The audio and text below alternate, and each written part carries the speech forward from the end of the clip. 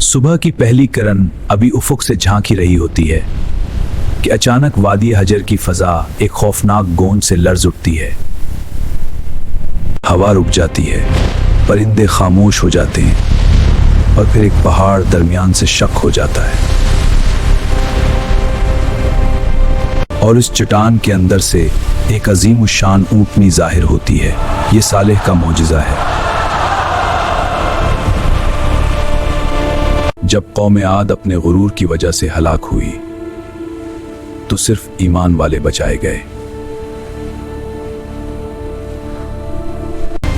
वो नई सरजमीन की तलाश में निकले, एक तवील और कठिन सफर।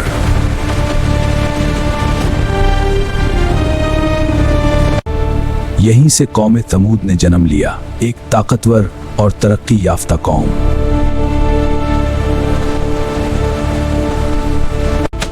उन्होंने अल्लाह को भुला दिया और बुतों को अपना माबूद बना लिया।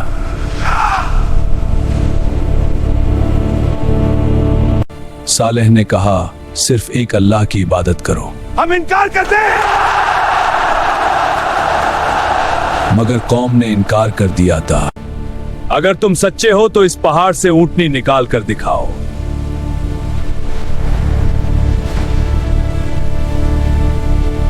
और फिर अल्लाह ने अपनी निशानी जाहिर कर दी।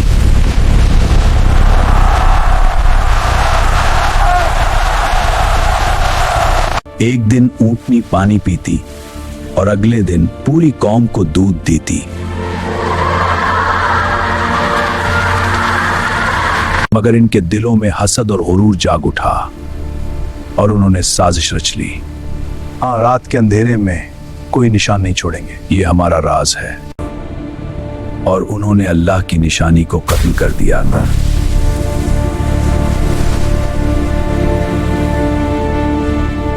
पहला दिन चेहरे जर्द, दूसरा दिन सुर्ख, तीसरा दिन सियाह।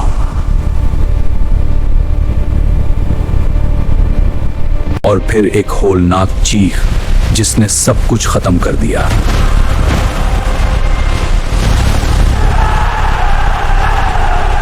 न उनके मोहल्लात उन्हें बचा सके, न ताकत, सिर्फ ईमान ही निजात देता है।